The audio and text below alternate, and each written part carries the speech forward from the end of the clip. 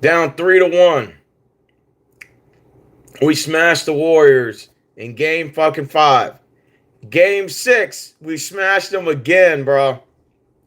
Now, granted, the game was a lot close in the first half, predominantly like the first 3 quarters. And then the Rockets kind of just pulled away within the fourth quarter. Let's fucking go. I have to say, there's one guy on this team that just shocked the shit out of me. And that is Fred VanVleet. I didn't think that our point guard was going to be putting up numbers that he did. And another night, the 6 for 9 from three-point line and 29 points. So let's give a shout out to Fred VanVleet. Hey, Warriors fans, y'all better not be talking shit about us for a long time. Win or lose on Sunday, because I'll tell you this right. We took you to 7 as I predicted. And I actually predicted Warriors would beat us in 7. Maybe that may happen. Maybe it may not. I said the pressure was more on for the Rockets to lose. For the Warriors to win than the Rockets to lose. There's more pressure for the Warriors to win. Because all the cards are stacked in your favor. And the Rockets came out in a big pivotal game 6. On the road in Golden State and pulled off the dub and got the win, baby. We are going to 7. Game 7 is Sunday. I fucking love it. Let's fucking go. We're going to game 7. It's going to be on Sunday. So, again, shout out to Fred VanVleet, our point guard. 29 points, 6 for 9 from the three-point line, and 7 for 13 for field goal percentage. Let's go, baby. Let's fucking go. Seguin, 21 points. 14 for Amin Thompson. 12 for Jalen Green. And off the bench, Steven Adams with 17 points. I've been saying this from the beginning of the series. You got to put Steven Adams in and get him more minutes. He had 31 minutes last night. Man, let's fucking go. 31 fucking points. 31 minutes and 17 points for Steven Adams. So you got Steven Adams and Seguin in at the same time. That's a dominant duel right there at the power forward center position. And it showed last night. The Nuggets lost 2 days against the Clippers. Well, you guys got them in game 7 tonight. That's going to be a good game. I had Nuggets winning that series in 7. That's going to be a good series, by the way. And it has been. It's been the most entertaining series outside of Rockets and Warriors and maybe Pistons and Knicks. And I would say probably Bucks and Pacers was an entertaining series too. But nonetheless, it was just, this game was physical, a lot of trash talking, and most importantly, Rockets were grabbing the offensive boards. Steven Adams was making a big difference in the game, contesting shots, playing good defense in the perimeter, getting those rebounds, putting those second chance points up. 17 points for our boy Steven Adams. Give him a shout out. Bam. The Rockets fucking showed out tonight, bro. I fucking love it. 115 to 107, but really we were whooping their ass by like at least 20 points before that. And then, of course, the garbage time points came in when all of our starters came out. But, yeah, win or lose on Sunday, I felt like the Rockets really, like, won in the long run because, like, we've proven we can compete with a team like Golden State and Butler and Curry with inexperienced rookies, inexperienced young guys, to say. Bro, we've been fucking balling out of control. Jabari Smith Jr. got 8 points. Give him a shout out real quick. Torrey Eason, 8 points off the bench. Give him a fucking shout out. Let's go, baby. And I also like our head coach, how he was able to implement more guys off the bench. Jeff Green getting minutes. Cam Whitmore getting minutes. Aaron Holiday, Nate Williams, Reed Shepard, Deshaun Tate. Oh, Deshaun Tate didn't play last night, but Reed Shepard getting minutes. So he's now implementing our bench more. He learned from that game 3 loss with only playing 3 guys off the bench. And so now he's starting to share the minutes around the field. And, Jock Landale played the last game too. And Deshaun Tate. So really all of our bench players have played somewhat in this series. But, man, I'm really expecting a Game 7 in Toyota Center on Sunday. It's going to be loud. It's going to be packed. And now the pressure's on Golden State to have to close us out on the road in Houston. to close us out on the road. Can the Warriors do that? Or can the Rockets get their first ever playoff win against the Warriors? I would fucking love to see that, bro. Minnesota is waiting in the lurks for one of us. They're waiting for one of us to take them on Sunday, bro. Pacers and Cavs, who you got? Man, I like the Cavs in that matchup, but I think it may go to 6. That's going to be an interesting matchup. You're going to have Miles Turner, Pascal Siakam, Tyrese Halliburton taking on, Donovan Mitchell, Evan Mobley, Sam Merrill, Max Strauss. I mean, that's going to be a damn good matchup for Cleveland and Indiana in that second round, bro. Don't get it twisted. Important game that we were supposed to win. Yeah, Game 7 is tonight, and that's going to be a damn good game. That's going to be a damn good game, Denver and the Clippers. Denver and the Clippers is the most entertaining series on the format. And I would say Rockets and Warriors are second. I'd put Pistons and I'd put the Knicks at the third. And I'd probably put Bucks and Pacers at 4. I'd say those are the most entertaining series to watch, and it's been fun. This NBA playoffs has been nothing less than entertaining. I've enjoyed every second of it. I know maybe it's a little biased because my team's in the playoffs, but still, it's been a fun, exciting year to watch. The Warriors and Rockets are putting it all out on the court, and now Game 7 is the showdown. It's going to be on Sunday, and it's going to be live, and it's going to be popping at Toyota Center, man. Now let's go over the points real quick for Golden State. Dre 8, Jimmy Butler 27, and Curry had 29. All right. Buddy didn't have nothing. Gary Payton 5. And the bench points, Moses Moody had 13. Pazinski had 10. Pat Spencer had 6. Quentin Post had 5. Santos had 2. And Jackson Davis had 2. Okay, so other than that, I felt like, really tell you the truth, our starters balled fucking out. 4 players in double fucking figures, and Steven Adams with 17 points. So once again, give him a little shout out. Man, the Rockets were balling today, buddy. Yeah, that Pacers Cavs may go the distance, Cameron. Absolutely, yeah, absolutely. Man, I went last night because one of my homegirls, she's leaving. She's a bartender, but she's leaving. It's a restaurant / bar and grill. And I went up there to have like a Diet Coke, and then I had some wings. And we were watching the first part of the Rockets game, and then I had to go to work. But it was her last day yesterday. So give MJ a shout out. She's going in the medical field as a medical assistant. So yesterday was technically her last day bartendering. And so I give her, much love and respect for her future, and wish the best endeavors for her kid and her the guy she's with or whatever. He seems like a pretty cool guy. I met him a couple times. So yeah, yesterday was her last day, so I made an initiative to go up there. So I said, I'm gonna go up there, go see her for an hour, and just go say my goodbyes, that sort of ordeal. And watched a little bit of the Rockets game. The game was pretty close, as I expected. The first half was very close. I think the Texans did very well in the draft. We got a couple of running backs. We got some defensive backs. I haven't really, honestly, had a chance to look at every nook and cranny in terms of the draft pick process. I got more into the basketball hype, and so it kind of took me away from the NFL element.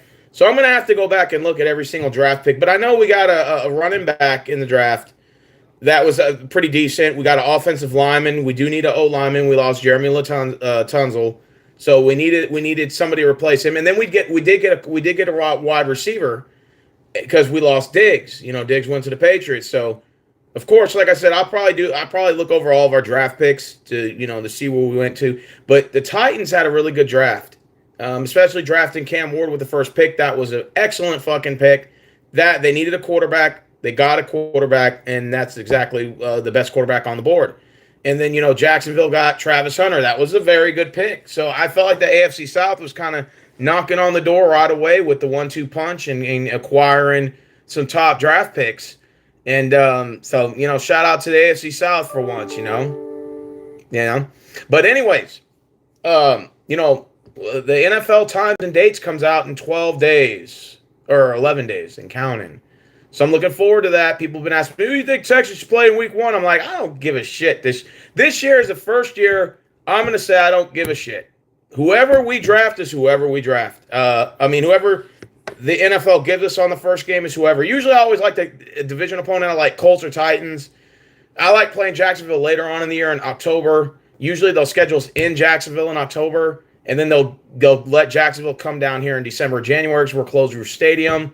So we still get to enjoy the nice sunny parts of Florida while we go to Jacksonville, which is our second home outside NRG Stadium. We always kick their ass in their house, and we've beaten them the last 5 or 6 years in Jacksonville. So yeah, we pretty much that stadium is pretty much our stadium. Pretty much, we kind of own it. It's kind of like we're renovating it, and the Jaguars just kind of exist there, if that makes sense. But I mean, I've always wanted to go to Jacksonville just to go to a road game, just kind of rub it in their face. But that'll probably be next year, not this year. That's for sure. But anyways, yeah, Rockets won 115 to 107. So we secured the game. And just to let you know, our field goal percentage was on point, 44% from the field goal percentage. And 3-point land, we were 40%. And our free throw percentage was 71%. That wasn't too bad. So we actually didn't do too bad. The Rockets just had a perfect fucking game. This is the game 5 and 6 are just perfect games all around.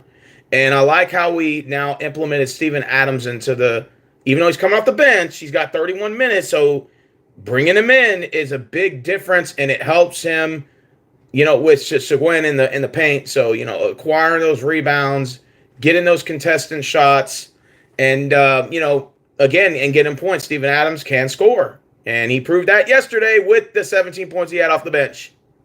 Dude, AFC South stacked all of a sudden. Hell yeah. We fucking stacked, baby. Hold on one second.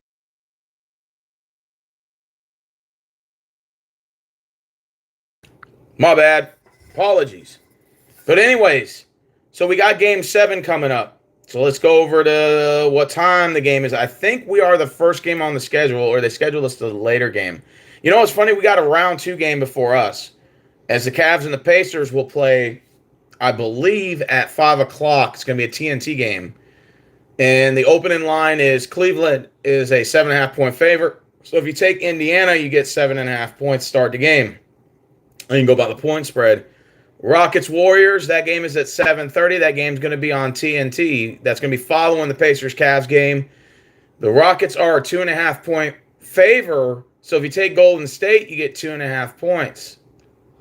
Interesting. Now, this makes things interesting now. Because everyone's like, the Rockets are going to get cream piled by Golden State. And I saw that after the 3-1 lead. I'm like, if Rockets can win game 5, they have a chance. But I'm just saying that, it kind of punches Golden State right in the mouth. And I think game 6, they kind of played us lightly because I had a feeling they were probably like, this is a closeout game. This game we're expected to win. And the Rockets just kept attacking the boards. I remember when I left to go to work, we were up 36-30, and I saw Steven Adams grab an offensive rebound, like his 4th or 5th at the time, and was putting it back in. I'm like, if the Rockets can keep the lead at 6 or 8 and keep that pace going throughout the game, I think we got a really good chance of securing it because it looks like Golden State's trying to play catch-up. And it looks like we had them playing catch-up for the second half. And the Rockets pulled to, I think it was like a 106-90 lead at one point. And I'm like, we just fucking wiped the floor with their asses. It had a lot to do with our bigs. Grabbing those offensive rebounds, putting those second chance points up. And Golden State was just, playing the 3-point game, trying to keep up. And it just eventually caught up with them. And the Rockets just came out and fucking showed the fuck out and won this game. So tonight's matchup, we're going to have Clippers and Nuggets. This is a very fun matchup. Denver's opening line 1.5. So if you take the Clippers, you get a 1.5 points on the spread. That's not too bad. So that means if you bet on Clippers, you got to win by 2. Okay, that's reasonable. This kind of reminds me of the last time Denver was in a 7-game series. I think they played Minnesota, and they kind of took Minnesota a little lightly. I think that was last year, and Minnesota came out and won that game in Denver. When I had Denver actually winning that game.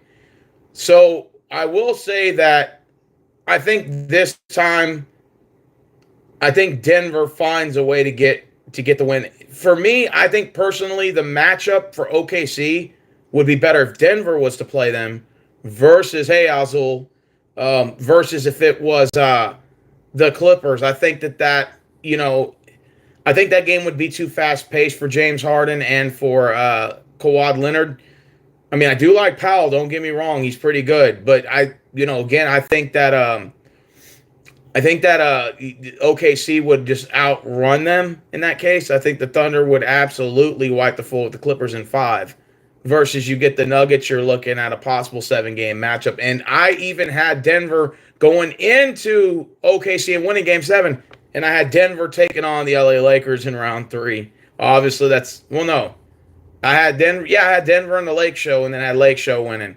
But obviously, those predictions aren't going to go well. But it looks like Denver still may run the table. Who knows? Um, I know Denver's still facing that issue about their head coach and general manager situation. Denver kind of played stale. Is Joker leaving the Nuggets next year? There's been a lot of rumors flying about that. I think if you're Denver, it kind of puts you in a pressure to have to win at least a series or two to kind of give Joker a reason why that maybe that Denver would be a city that he would want to stay in. Maybe he can convince somebody to come play there. I don't know. That's going to be yet to be seen. But it's going to make an interesting Game 7. Is Denver, are going to learn from the last time they lost in Game 7 to Minnesota? Or this time, are they going to get over that hump and win a big Game 7 and not sleep lightly on the Clippers and then get the win and secure it? I think Denver does. I think Denver does win at home. I think Watson's going to have a big game. Or what is it, Jamal Murray? I'm sorry, Jamal Murray. I think the Joker's going to have a big game, and I think Westbrook's going to score some points off the bench.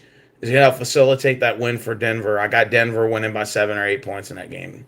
And I got Denver winning Game 7. I got them playing OKC in round 2. So they would have to play on Monday. So it's on Monday. So they play Game 7. Okay, so Game 1 would be Monday, and that would be an 8:30 game on TNT as they would head to OKC. New York would take on the Boston Celtics at 6 o'clock. Boston's opening line is 8.5. So if you take the New York Knicks, you get 8.5. I feel bad for the Knicks because they've lost the last 8 out of 9 matchups to the Celtics, and they got swept this year. So that's I like the underdog in the New York Knicks. Don't get me wrong, but Boston seems to have their number, and that's going to be very pivotal going into this second round matchup. Celtics and Knicks. Would I like the Knicks to squeeze out maybe a 6-game, 7-game series? Yes. But Jalen Brunson is a beast.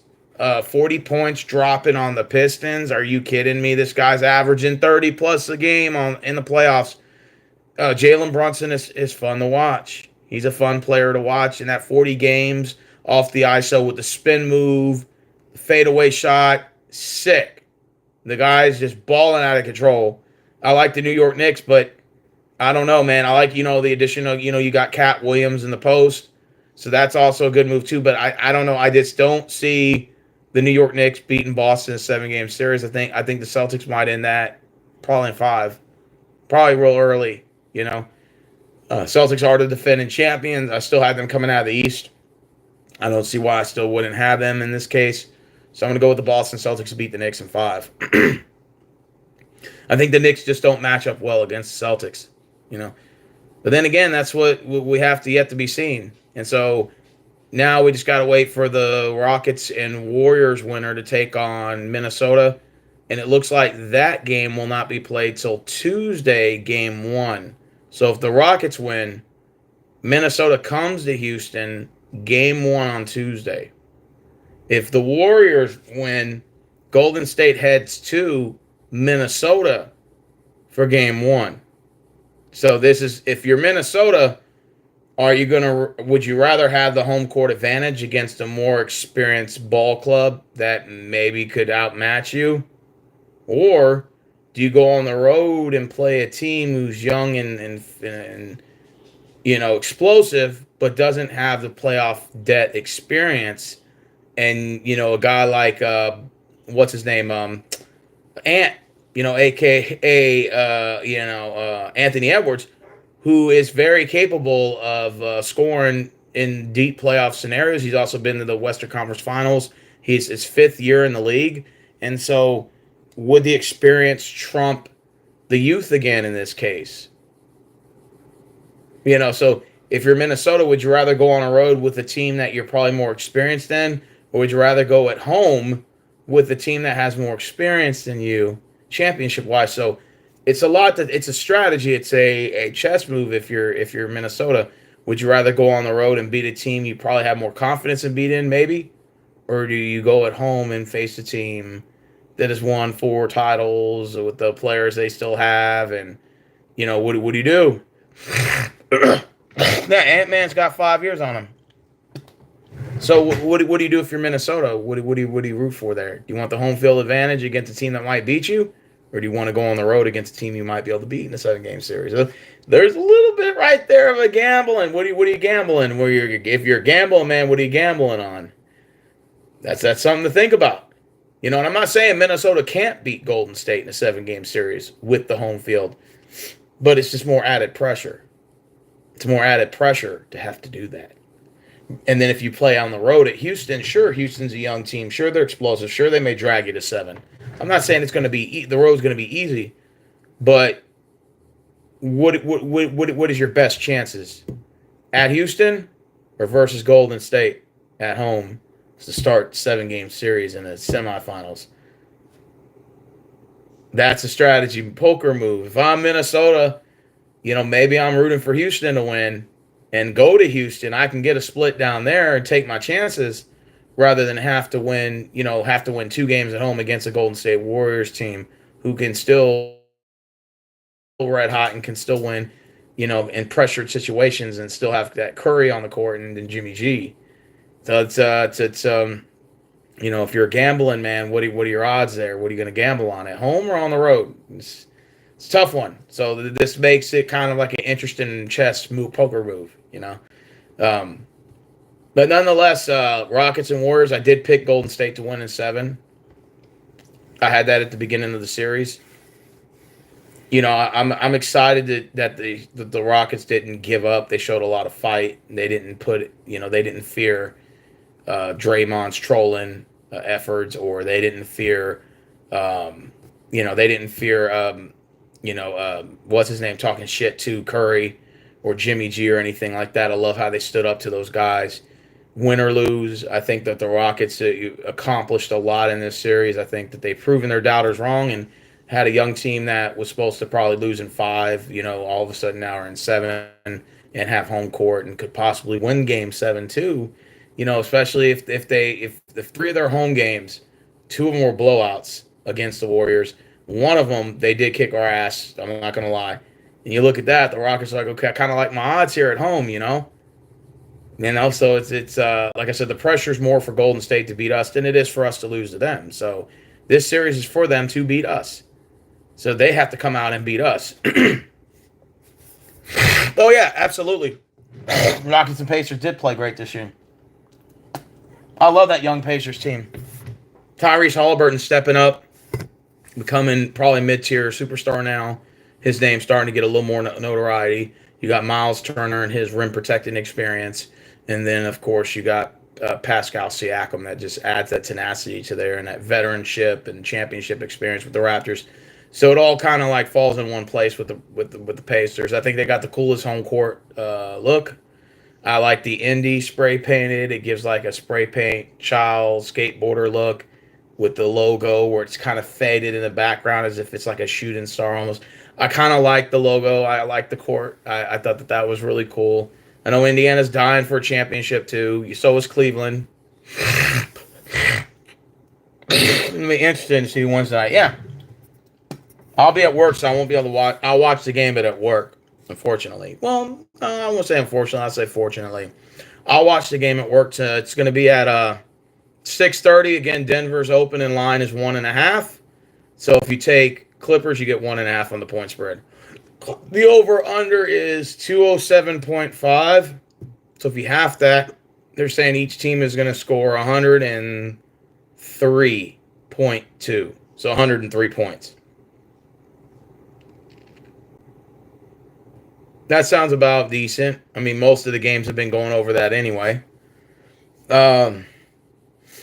This is good. This NBA season to me has been the funnest I've seen since probably. I mean, I would say even before COVID. I would say before the bubble. I'd say maybe 2019 Toronto Raptors year they won. That's probably the most exciting basketball I've seen in a while. I didn't even know half the players' names in the league or none of them, and I've been so enthusiastic watching basketball this year, especially the last 3 months, that I started learning all the players again, learning all their names, learning all the team names, and it's kind of cool. So like I'm now like interested in watching basketball again. I never thought I would say that, but I'm actually kind of like I forgot about the NFL draft. I forgot about the players we fucking picked. All I remember is that our times and dates come out this year. I'm probably just going to do a quick glance at it, look over our times and dates, maybe pick a game to go to on the road, and then go from there. Other than that, man, I've just been so much into basketball. I haven't even really focused. I know baseball's on.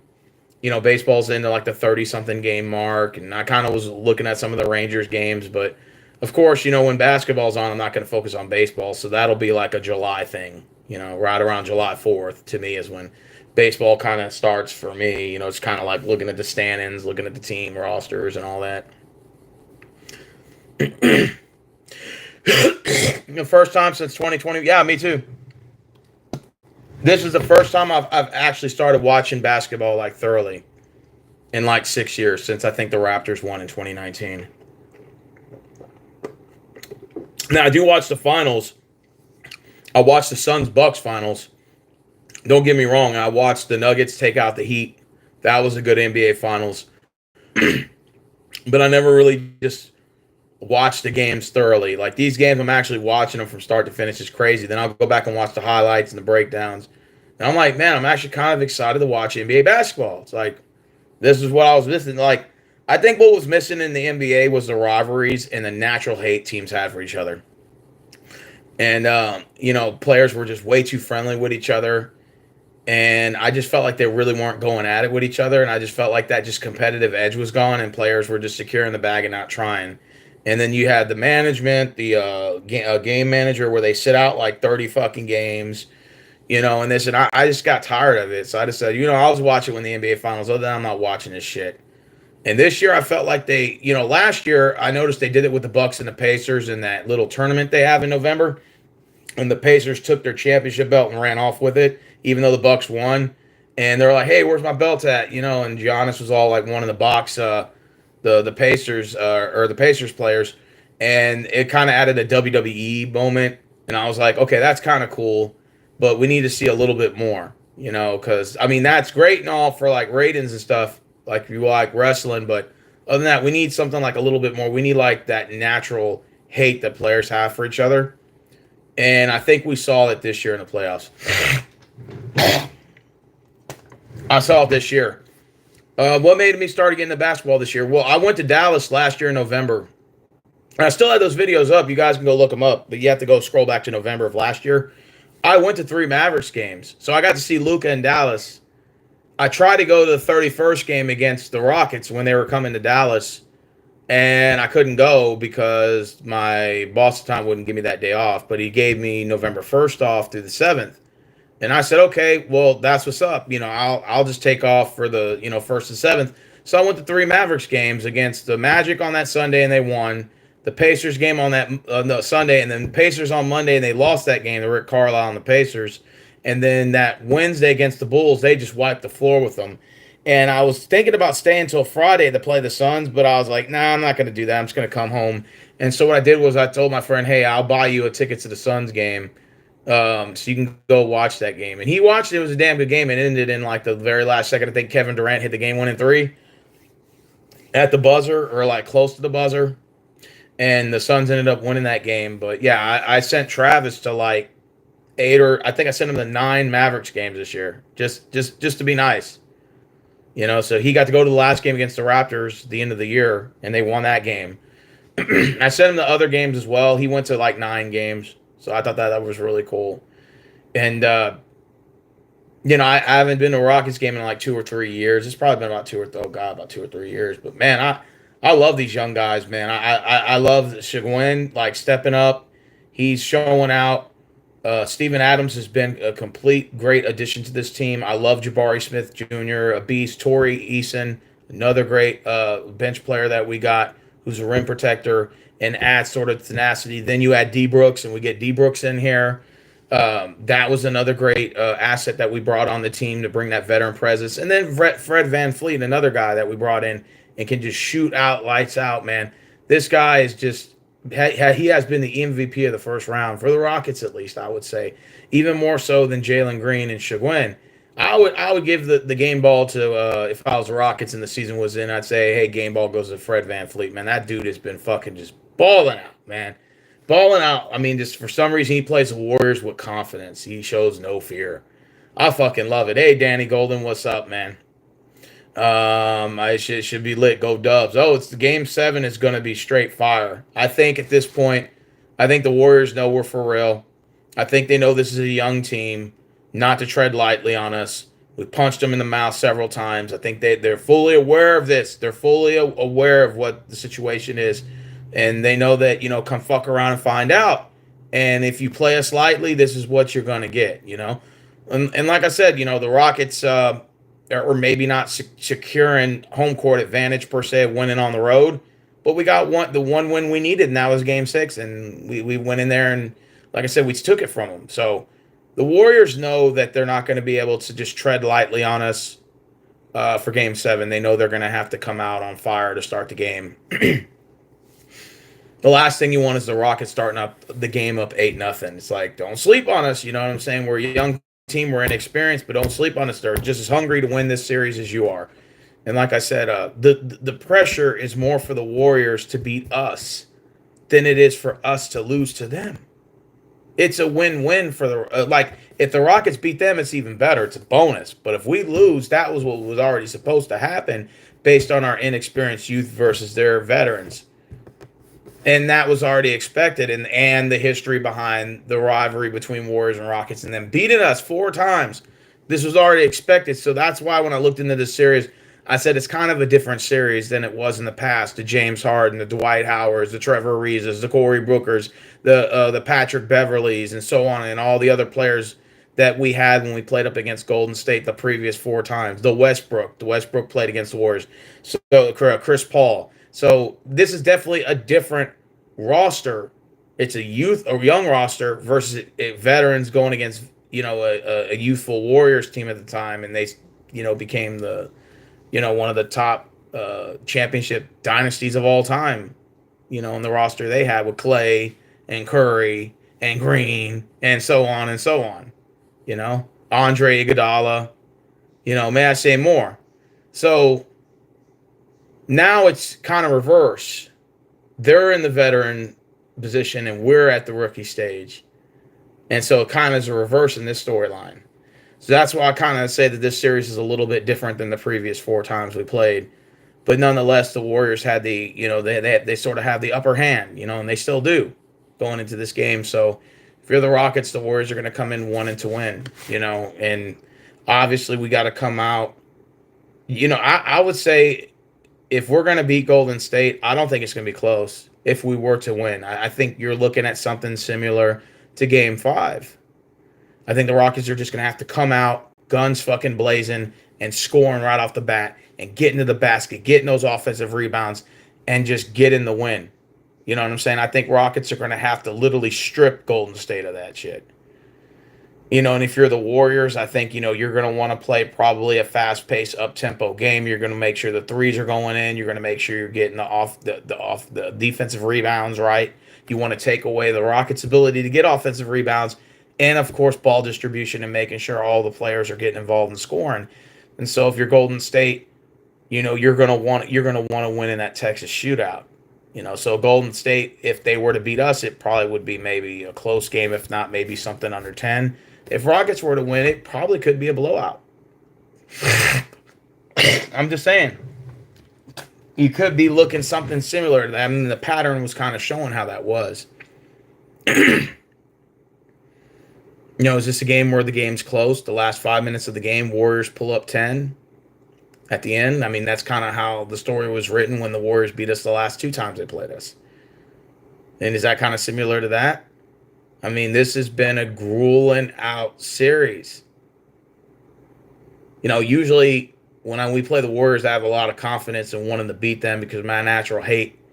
And then This series, I kind of regressed a little bit, and I said, well, this is an inexperienced team. I don't really think we can beat the Warriors in 7, so I'll say Warriors in 7 to play it safe. Many people said, well, maybe you're just playing devil's advocate. No, I'm not. I think the Warriors have the experience to beat us in 7, but well, of course I want my team to win. Of course, and there's no doubt about it. But I was going based on experience, so I look at this series a little differently than I did in the past 4 times we played. I was like all talking shit and making bets and doing all crazy shit, man, talking shit to Warriors fans and like, we're gonna beat you this time. This time's different.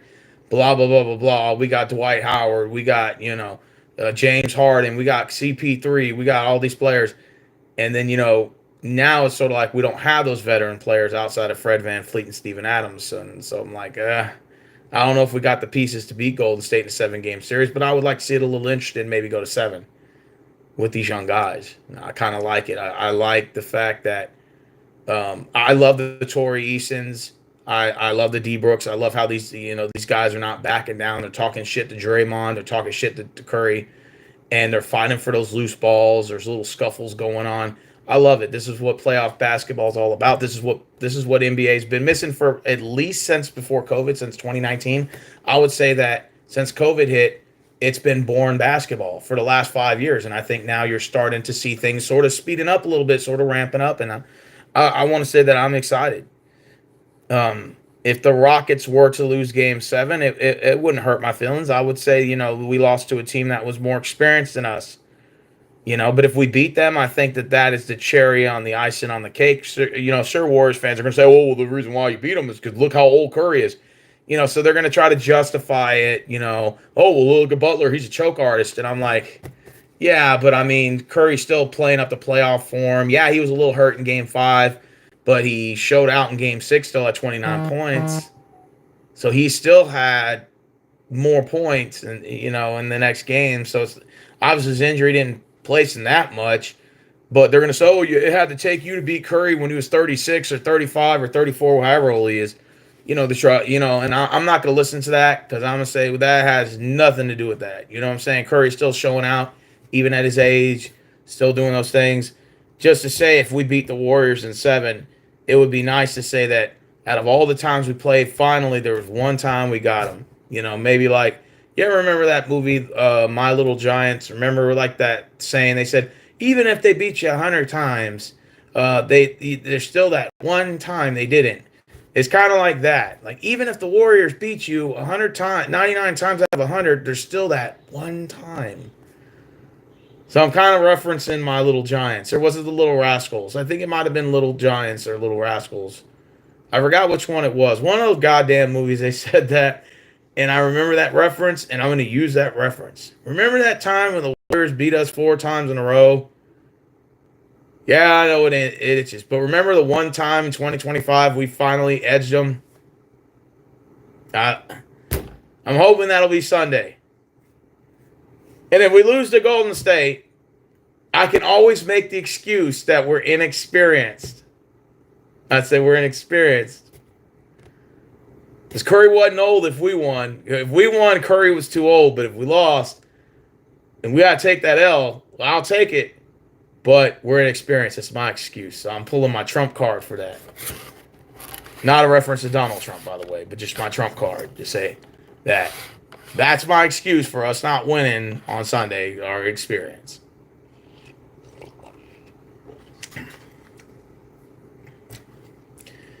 Wow.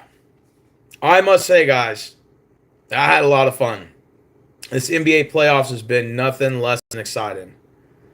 If you guys haven't been watching any of the games, highlights, all the shit talking, all the fighting, if you haven't watched any of that, you're missing out. I normally never say that about basketball. This year, I'm actually going to say that. Like, I'm actually excited for NBA basketball. And now I'm going to have to start following all the teams, all the players again, and start learning all the players.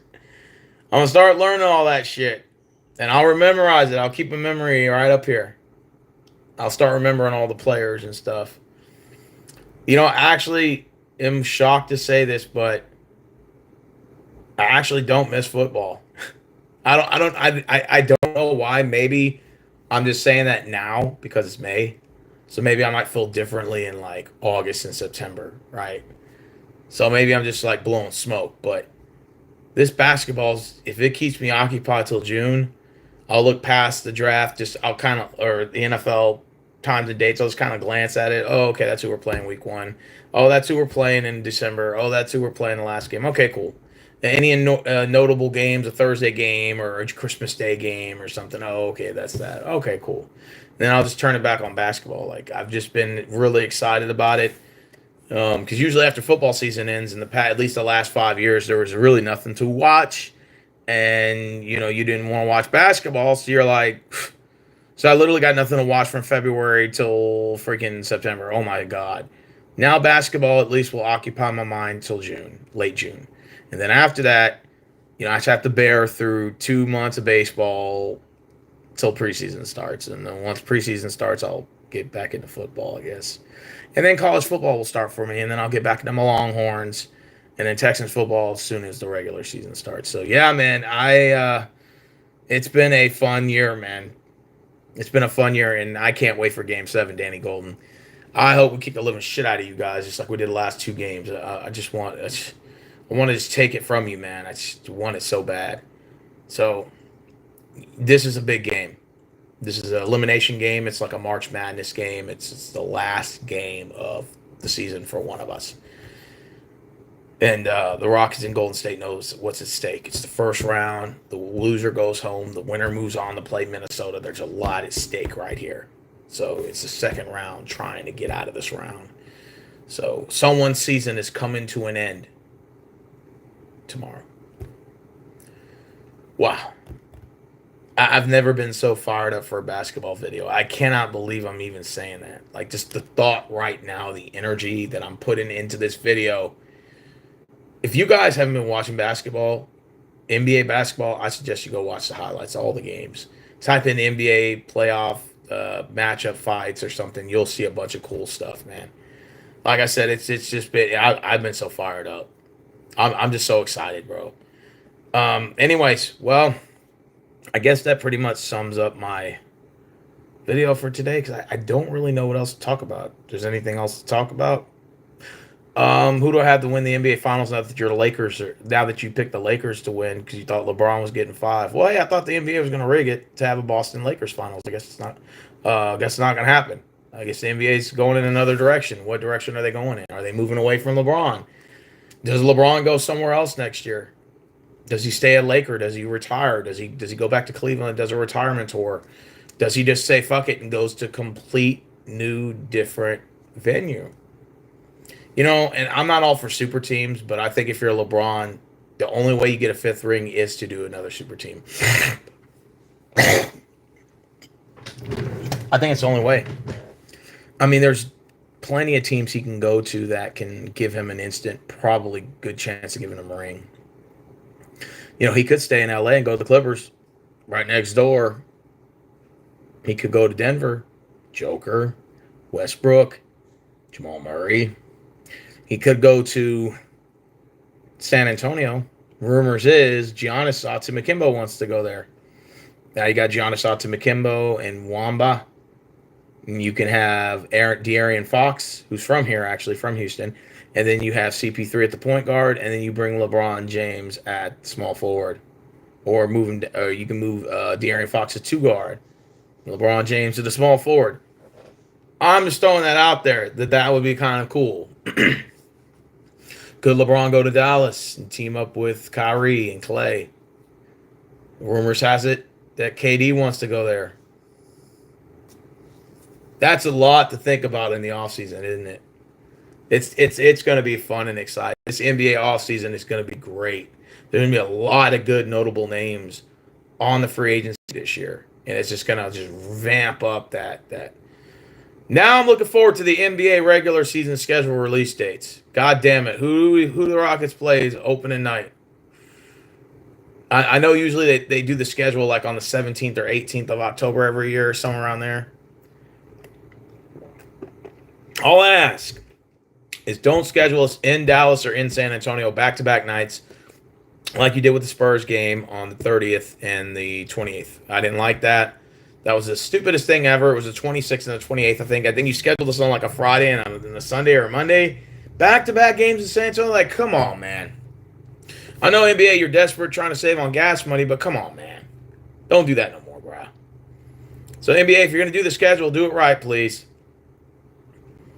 And then they had us at Dallas on the 31st. Make it make sense. At San Antonio, at Dallas. From the 26th to the 31st in 5 days, 2 games in San Antonio, 1 game at Dallas. And then the other game at Dallas was the 22nd of February. It's like, come on, my guy. Don't fuck up the schedule, the NBA schedule, like you did this year. That's the only bad thing I did not like. Because I still, my bucket list, I want to go to a Rockets Spurs game, both, and schedule them out later in the year. And 2 games at Dallas.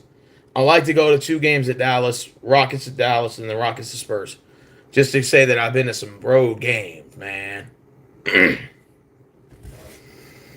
No, do you work today? Unfortunately, unfortunately, I do work today.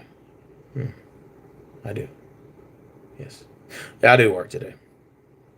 Part of me does want to, part of me doesn't want to go to work. You guys ever had that? Where, like, you wake up and you're like, kind of want to go to work. And then you're kind of like, kind of don't want to go to work. Kind of do want to go to work. Kind of don't want to go to work. You kind of like you're fighting with yourself. You're fighting with yourself. Do I want to go to work? Or do I not want to go to work? That is the question. Well, I got Denver to beat the Clippers tonight. That is game 7. I got Denver to close out the Clip show. And then Rockets Warriors tomorrow. I want the Rockets to win so bad. Like, there's nothing more that I would love to see than the Rockets come back down 3-1 just to stick it to Warriors fans again. Or for the first time. Come back down 3-1.